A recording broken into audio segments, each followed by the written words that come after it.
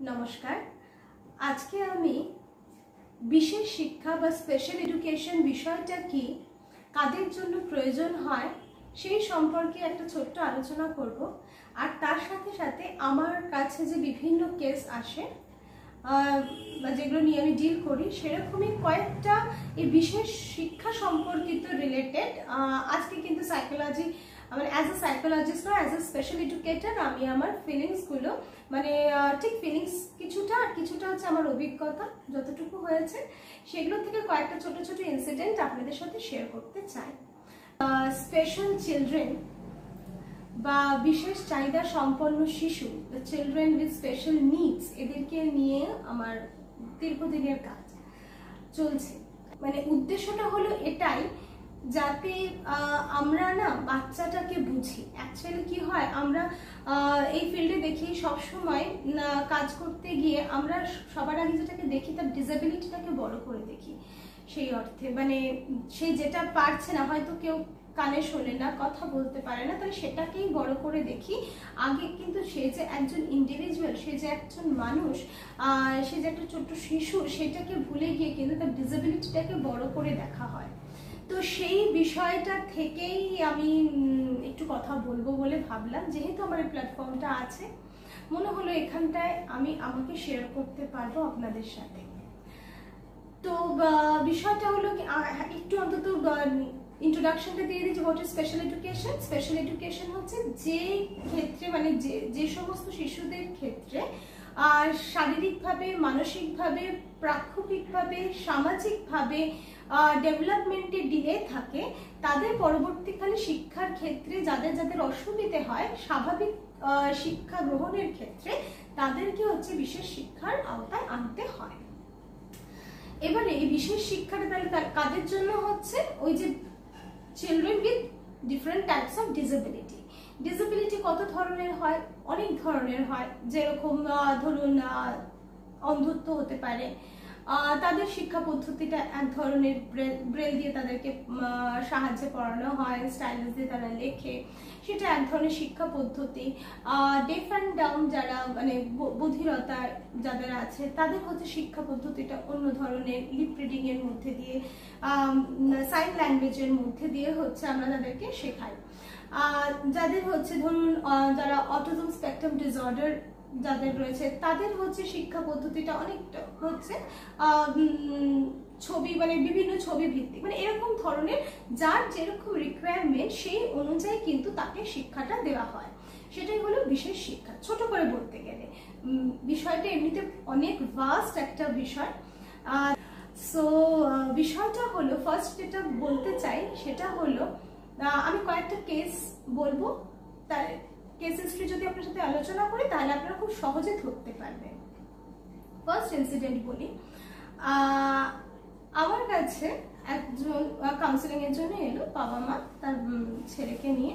ছেলেটি বেশ বড়, এক্স ধরলাম তার নাম, আমরা কারোর নাম বলি না, তো ধরলাম। মানে তো বাচ্চাটিকে নিয়ে এলো। কমপ্লেন যখন জিজ্ঞেস করা, হ্যাঁ বলুন কি অসুবিধা, তো বললো ওর নাকি মায়ের অটিজম ছিল মানে আছে, ঠিক আছে, কারণ কোনো ডিসেবিলিটি কিন্তু চলে যায় না, এটা ম্যানেজ করা যায়, অনেক বেটার করা, সেটাকে ঠিক করে আনা যায়, কিন্তু চলে যায় না, কোনো ডিসেবিলিটি কখনোই চলে যেতে পারে না।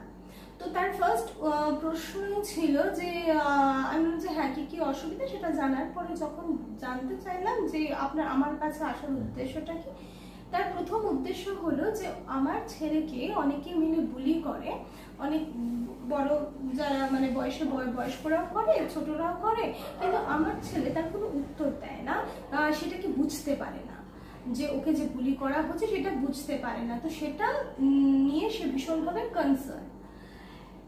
হ্যাঁ ঠিক আছে, সে বুঝতে পারে না, মানে তার ওই দিকটা নিয়ে আমাকে কাজ করতে হবে, সেটা বুঝলাম। কিন্তু আমি এই ইনসিডেন্টটা তুললাম এটার জন্য যে মানুষগুলো ওই ছোট বাচ্চাটিকে বুলি করছে, আপনার কি মনে হয় যে বুলি হচ্ছে সে কি হচ্ছে অন্যায় কাজটা করছে, না যারা বুলি করছে তারা অন্যায় কাজটা করছে? তো এখানে যদি হচ্ছে তার চেয়ে বয়স্ক মানুষরা ওই বাচ্চাটির সাথে তার একটু ডিফারেন্ট ধরনের বিহেভিয়ার প্যাটার্ন বলে যদি তার সাথে ওই ধরনের বিহেভটা করছে, তাকে বুলি করছে, তাহলে অন্যায়টা তো সেই মানুষটা করছে। তার মধ্যে শিক্ষার অভাব। আপনার ছেলে সেদিক থেকে তো তার থেকে উঁচু জায়গায় রয়েছে, আমি বলতে চাই। ওকে, নেক্সট আরেকটা ইনসিডেন্ট বলছি। আমি ছোট ছোট করে ইনসিডেন্ট এক একটা করে তুলে ধরবো আপনাদের সামনে। নেক্সট একটা ইনসিডেন্ট বলছি। আমার কাছে একটা বাচ্চা এসেছে, আমি তার সাথে কথা বলছি, আমাদের র্যাপো বিল্ডিং এর পরে আমরা গল্প করছি। তাই বলে, বাবু তোমার অসুবিধাটা কি? তো সে মাথাটা নিচু করে থেকে নিয়ে বলছে যে আমি পড়তে পারি না, আমি রিডিং করতে পারি না, আমি লিখতে পারি না, আমি শব্দ বুঝতে পারি না, কি বলে আমার কিছু, মানে আমার পড়াশোনা ভালো লাগে না, আমি কিছু বুঝতে পারি না, পড়তে পারি না। এই কথাটা শোনার পরে আর তার জন্য আমাকে সবাই ইয়ে করে, ও দেখলাম কি সবার লাস্ট বেঞ্চে বসে রয়েছে একটা কোনায়, তার কোনো বন্ধু নেই, কিছু নেই। এবারে বলুন, এই যে বাচ্চাটি, তার রিডিং রাইটিং যাই হোক, তার সেই জায়গাটাতে অসুবিধা আছে, ঠিক, কিন্তু সেটা বাদ দিয়ে যদি আমি দেখি বাচ্চাটি তো স্বাভাবিক, আর 4-5টা ছেলে মেয়ে যা যা প্রয়োজন তারও তাই প্রয়োজন। তো আমি তাকে অ্যাজ আ চাইল্ড না দেখে তার ডিসেবিলিটিটাকে কেন বড় করে দেখছি? এখানেও যদি বলা হয় দোষটা কার, অন্যায়টা কে করছে?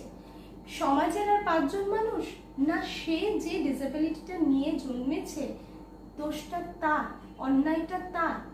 সে পারছে না, সে রিডিং করতে পারে না, সে পড়াশোনা পারে না, সেটা কি তার কোনো অন্যায়? না যে ইনস্টিটিউশনে আছে বা যে সমাজ ব্যবস্থায় আছে সেখানে সেই পর্যাপ্ত পরিমাণ রিসোর্সটা দিতে পারছে না বাচ্চাটাকে, সেখানটাই অসুবিধা। তো আমাদের তো সেই ফাইন্ডিংটা মানে বের করে আসতে হবে। কিন্তু আমরা কি করি, বাচ্চাটাকে দোষ দিই। ঠিক আগের কেসটাতে যেরকম, ও কেন বোঝে না, তুই কেন বুঝিস না, সেইটা নিয়ে কিন্তু মা বাবার মধ্যে একটা ঝামেলা তৈরি হচ্ছে যে আমার বাচ্চা কিছু বোঝে না, ওকে বুলি করা হচ্ছে। বুঝি তারা একটা যন্ত্রণা থেকে বলে যে যখন তার বাচ্চাকে যদি কেউ বুলি করে তার কষ্ট হয়, কিন্তু সেইটাকে বড় করে না দেখে সমাজের দৃষ্টিভঙ্গিটাকে চেঞ্জ করা প্রয়োজন। সেটা যখন পারছি না, অন্তত আমি আমার বাচ্চাটাকে তো তার জন্য কোনোভাবে উত্তক্ত করতে পারি না, এই শব্দটাই ব্যবহার মানে আসলো মুখে। কারণ আমার বাচ্চার তো তার জন্য কোনো দোষ নয়, সে তো এভাবে যদি এসে থাকে, তার যদি সো কল কোট আনকোট সে ডিসেবিলিটি থাকে, so why we are not accepting that? আমার সেই অ্যাকসেপ্টেন্সটা কোথায়? আর একটা ঘটনা বলছি। বাচ্চাটি অটিস্টিক, মাইল্ড টু মডারেট অটিজমের মধ্যে সে বিলং করে। অটিস্টিক বাচ্চাটির মধ্যে মানে অনেক ধরনের, এদের অটিজমের সাথে সাথে কি হয় না, তাদের হচ্ছে মানে ADHDটাও থাকে, তো খুব হাইপার হয়, খুব হাইপার অ্যাটেনশনের প্রবলেম।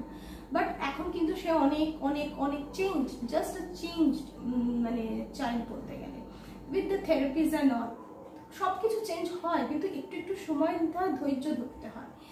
বাচ্চাটি একদিন কি হলো, আমি তার মানে থেরাপিউটিক সেশন চলছে, তার সাথে থেরাপি চলছে, সে হঠাৎ করে তাকে পেন্সিলটা শপেন করে দিয়েছে আমি, সে পেন্সিলটাকে নিয়ে আমাকে জোরে হাতের মধ্যে দিল। তো হাত থেকে আমার মানে সঙ্গে সঙ্গে রক্ত মানে ব্লিড করতে শুরু করলো। তো আমি জাস্ট ওদিকে তাকিয়ে থাকলাম, আর যন্ত্রণা তো হচ্ছিলই, তো আর টকটক করে রক্ত পড়ে যাচ্ছে। তো আমি একজন অ্যাটেন্ডেন্টকে বললাম, একটু তুমি দেখো, আমি আসছি, গিয়ে এটাকে ঠিক করে আসছি। ঠিক করে আসার পর থেকে তার আগে পর্যন্ত কিন্তু ও আমার সাথে অনেক ধরনের ওদের যে হাইপার অ্যাক্টিভিটি যেটা থাকে সেটা করতো। ওই ইনসিডেন্টের পরে কিন্তু ও আর একদিনের জন্য কোনো ধরনের হার্মফুল অ্যাক্টিভিটি করেনি। আমি যদি সেই দিন তাকে চেঁচামেচি করতাম বা কিছু করতাম, ও কিন্তু তার ক্ষেত্রে কি শিখতো, যে মারলে পরে মার খেতে হয়, মানে খারাপ কাজ করলে খারাপ করতে হয়। সেদিনকে সেই ঘটনার পর থেকে he is one of my loveliest, মানে কি বলবো, one of my best child. হ্যাঁ, তো আগেও ছিল, এখনো আছে, ভবিষ্যতেও থাকবে। বাট আমাকে তো তাকে অ্যাজ আ চাইল্ড অ্যাকসেপ্ট করতে হবে। ভুলটা কিন্তু সেদিন আমারও ছিল। অটিস্টিক বাচ্চাদের কি কখনো কোনো শার্প অবজেক্ট হাতে দিতে নেই, তো সেই ভুলটা আমি সেই মুহূর্তে করেছিলাম, আর সে সেটার কাজ করেছে, মানে আমাকে হিট করেছিল। যে সো অনেক ধরনের এই কথাগুলো বলার কারণ হচ্ছে সেদিনকে কিন্তু মারা বকা ধরা কিছুই করিনি, but he learn that was one of his মানে ব্যাড বিহেভিয়ার বা হোয়াট এভার। বাট সেই যে তার মধ্যে ডেভেলপমেন্টটা তো এসেছে, সে কিন্তু আর হিটটা করাটা বন্ধ করে দিয়েছে, কমিয়ে দিয়েছে। এমনকি তাই মানে যে ইনস্ট্রাকশনটা দিই সেই ইনস্ট্রাকশনটা ফলো করতে ও শুরু করেছিল আফটার দ্যাট ইনসিডেন্ট। সো আমার এই কথাটা বলার উদ্দেশ্য হলো এটাই যে চাইল্ডকে চাইল্ড হিসাবে দেখাটা অনেক আগে দরকার, তারপরে তার ডিসেবিলিটি আমার আপনার প্রত্যেকেরই আছে। আমাকে যদি এখন বলে হিমালয় পর্বতের চূড়ায় ওঠো, আমার পক্ষে সম্ভব না, I M A disable person for that. আমাকে যদি বলা হয় সচিনের মতন এখন হচ্ছে 6 মারো, ইম্পসিবল ফর মি, কিন্তু আমাকে যদি একটু একটু করে ট্রেনিং দেওয়া হয়, আমি সচিনের মতো না মারতে পারি, কিন্তু ব্যাটটা ধরে চালানোর ক্যাপাবিলিটিটা কিন্তু আমার মধ্যে ডেভেলপ করবে। সো আমি যতদিন না সেটা দিচ্ছি, কিন্তু আমাকে যদি বলা হয় যে কেন তুমি সচিনের মতন পারো না, সচিন পারে বা লতা মঙ্গেশকর মতন কেন তুমি গান করতে পারো না, I am not having the training, আমার সেইটা ট্রেনিংটা নেই, বা ট্রেনিং থাকলে আমার সেই অ্যাটিটিউডটা নেই, আমি হয়তো অন্যভাবে অন্য কিছুতে পারি। তাই যে কোনোই বাচ্চা হোক, যে কোনো ধরনের বাচ্চাই হোক না কেন, প্রত্যেকের মধ্যে কিন্তু মানে অ্যাজ অ্যান ইন্ডিভিজুয়াল তার মধ্যে প্রচুর কোয়ালিটিস থাকে।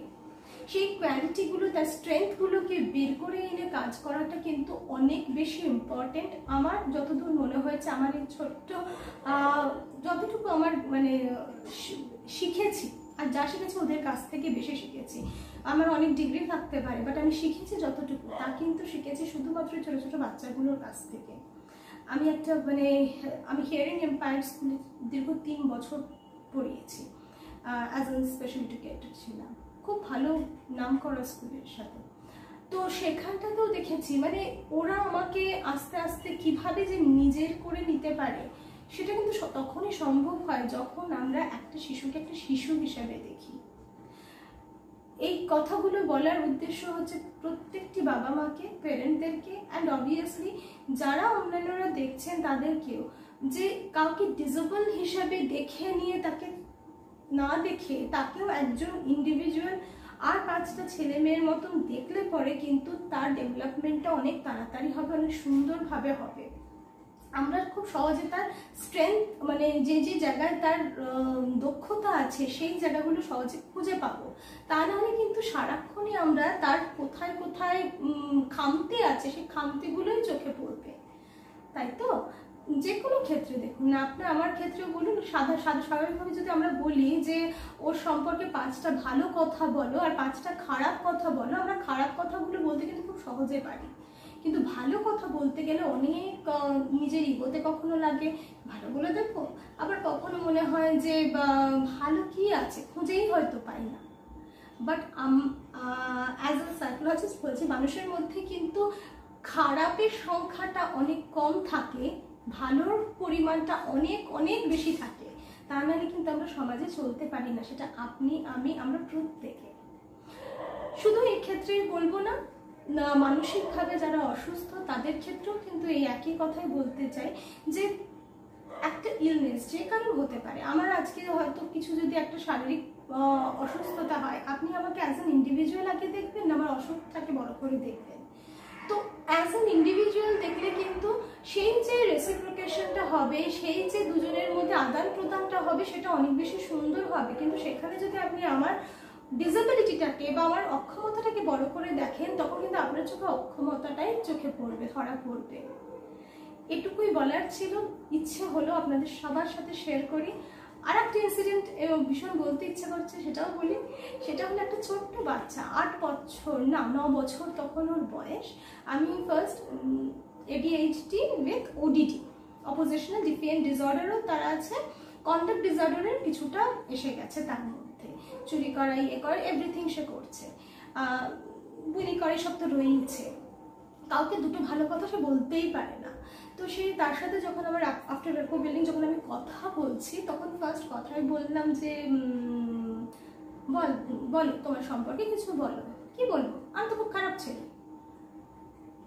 একটা 8 বা 9 বছরের বাচ্চার মুখে যদি ফার্স্ট এই কথাটা আসে, আমি তো খুব খারাপ ছেলে, আমি খুব বাজে ছেলে, তাহলে তার সেলফ এস্টিমটা কোথায়? সেই বাচ্চাটাকে যখন আমি শুধু একটা কথা বললাম যে বাবু তুমি বাজে নও, তুমি খুব সুন্দর ছেলে, তুমি খুব মিষ্টি ছেলে, কিন্তু তোমার কতগুলো বিহেভিয়ার করো, কাজ করে ফেলো ভুলভাল, যে কাজগুলো বন্ধ করে দাও, দেখবে তোমার চেয়ে সুন্দর আর কেউ নেই।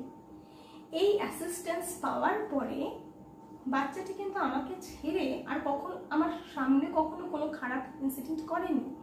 সো আমরা যদি কাউকে মানে ভালো করতে চাই, তাহলে কিন্তু সেটা ভালো কথা বলেই করা সম্ভব, কখনোই অ্যাজ আ প্যারেন্টও নয়, আর অ্যাজ মানে স্বাভাবিক মানুষ হিসাবেও আমাদের কখনোই না কাউকে ছোট করে নিয়ে কিছু পাওয়া সম্ভব নয়। অন্তত এই কিছু বছরের যা এক্সপেরিয়েন্স আমি গ্যাদার করেছি আমার এই ছোট ছোট সুন্দর সুন্দর চারিদিকের মানুষগুলোর কাছ থেকে, সেটাই আপনাদের সাথে শেয়ার করলাম। আজকে এখানেই শেষ করি, আবার অন্যদিন অন্য কোনো একটা বিষয় নিয়ে নিশ্চয়ই আসবো। নমস্কার।